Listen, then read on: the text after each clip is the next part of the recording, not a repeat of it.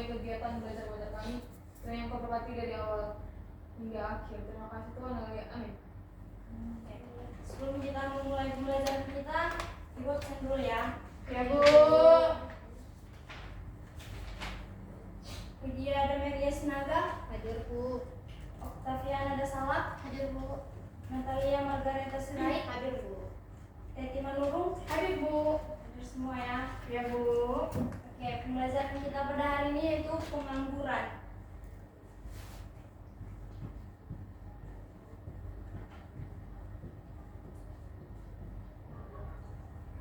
Sebelum kita masuk ke pengertian pengangguran, kalian pernah tidak melihat mahasiswa yang membawa spanduk tulisannya itu buka lapangan pekerjaan atau kurangi pengangguran?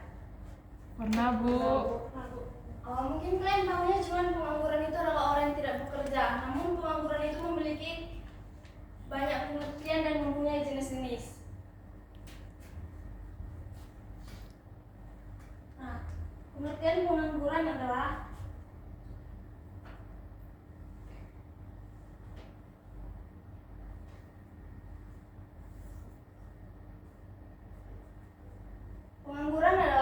angkatan kerja yang tidak memiliki pekerjaan atau yang sedang mencari pekerjaan.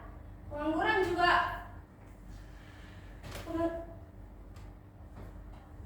atau mereka yang sedang mencari pekerjaan.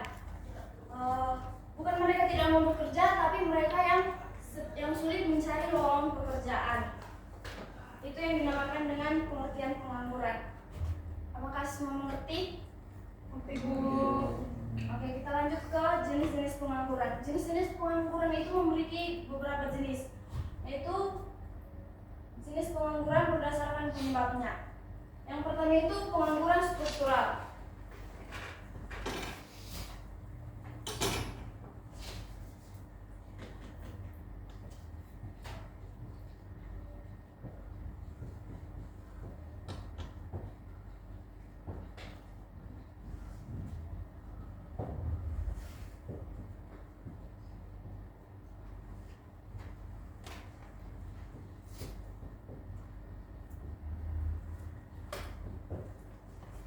Pengangguran struktural adalah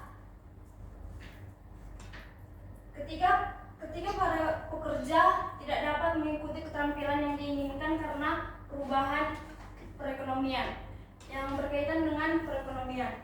Yang kedua itu pengangguran konjungtur.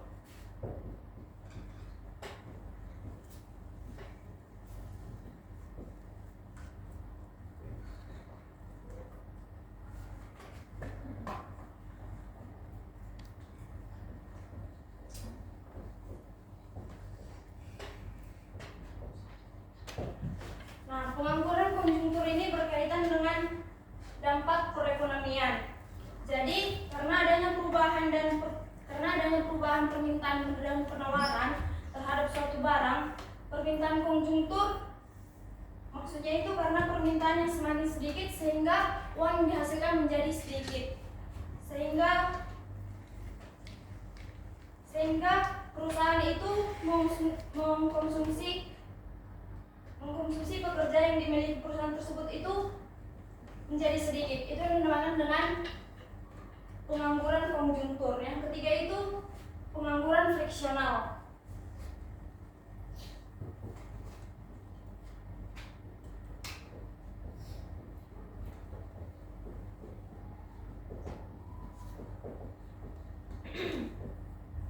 Pengangguran friksional itu adalah sebuah kesulitan untuk mempertemukan pencari pekerja dengan lowongan pekerjaan.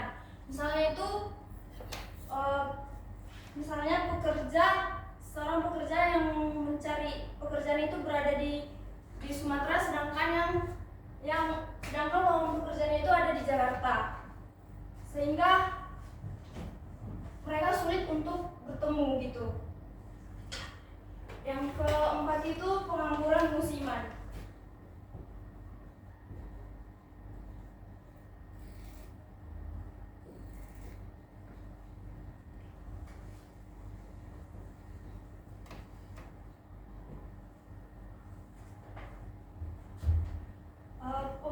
musiman terjadi karena perubahan musim.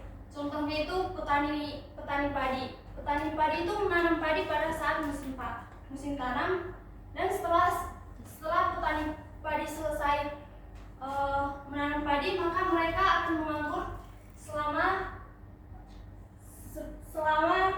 musim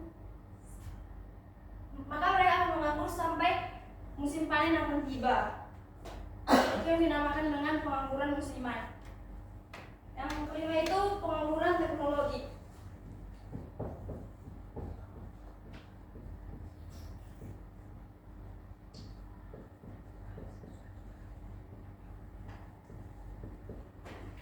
Nah, pengangguran teknologi ini terjadi karena bidang produksi yang dulunya dikerjakan dengan tenaga manusia sekarang menjadi tenaga teknologi.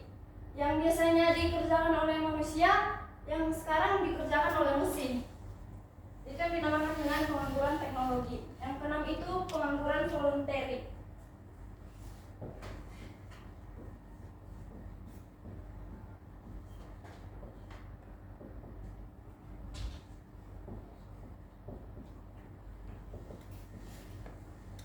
Nah, pengangguran ini yaitu orang-orang yang menganggur dengan sukarela. Contohnya itu seperti YouTuber. YouTuber kan tidak memiliki jam kerja. Mereka hanya suka hatinya kapan bekerja, kapan tidak bekerja. Itu yang dinamakan dengan pengangguran voluntary. Sekarang jenis pengangguran berdasarkan sifatnya.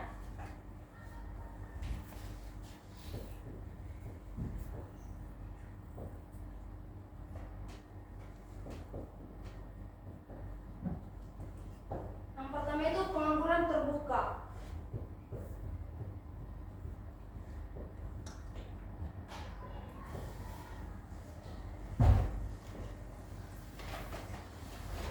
Ini dia kan jadi kaku ngajarnya nanti enggak ya? Pengangguran terbuka adalah kurangnya kesempatan kerja yang ada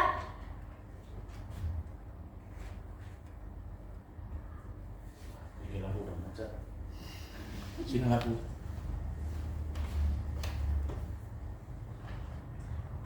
atau karena tidak adanya kesempatan kerja karena ketidakcocokan antara lowongan kerja yang ada dengan latar belakang pendidikan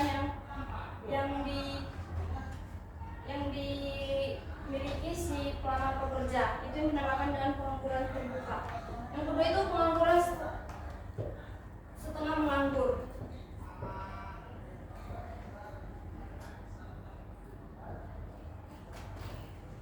Setengah menganggur artinya itu orang yang bekerja kurang dari 35 jam per minggu atau 8 jam per hari.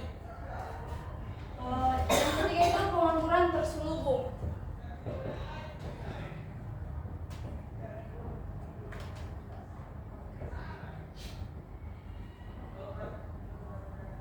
Pengangguran terselubung adalah tenaga kerja yang tidak bekerja secara optimal karena suatu hal. Misalnya ada sarjana ekonomi yang bekerja menjadi tukang parkir. Itu yang dinamakan pengangguran terselubung. Selanjutnya itu penyebab pengangguran. Yang pertama itu lapangan pekerjaan yang terbatas. Artinya di mana lapangan kerja terbatas sedangkan pencari pekerja lebih banyak, sehingga sebagian dari pencari pekerja itu menjadi tidak mendapatkan pekerjaan sehingga menjadi menganggur. Yang kedua itu perkembangan teknologi. Seiring perkembangan teknologi, sekarang menjadi teknologi yang semakin banyak digunakan sehingga manusia menjadi tersingkirkan. Yang ketiga itu terjadinya PHK, pemutusan hubungan pekerjaan. Ketika seseorang diberhentikan bekerja dan perusahaannya yang disebabkan perusahaan merugi atau penurunan aktivitas produksi sehingga terjadilah PHK. Sehingga orang yang di PHK menjadi menganggur. Yang keempat itu yaitu lokasi pekerjaan. Lokasi pekerja yang yang tidak sesuai, yang dimana seseorang yang mencari pekerjaan itu berada di Sumatera, sedangkan yang menerima lowongan itu ada di Jawa, sehingga lokasi pekerjaan itu tidak maksimal. Yang kelima itu pendidikan.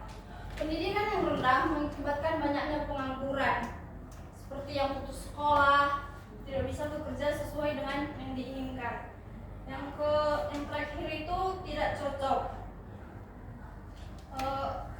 Kriteria dari pekerjaan yang dimana perusahaan membutuhkan skill yang tertentu dan para pelamar tidak memiliki skill yang ditentukan oleh perusahaan itu yang dinamakan ketidakcocokan. Selanjutnya, cara mengatasi pengangguran. Yang terakhir itu cara mengatasi pengangguran, yaitu yang pertama membuka lapangan pekerjaan. Apakah sudah mengerti? Oke, sekian materi kita pada hari ini. Kita lanjut minggu depan.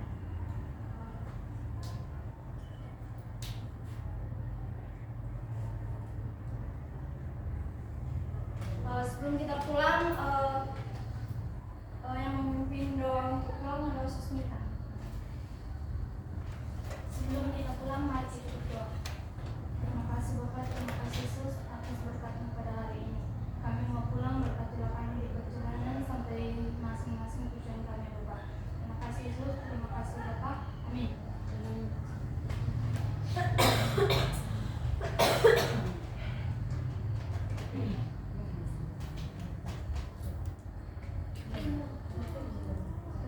Enggak balik lagi.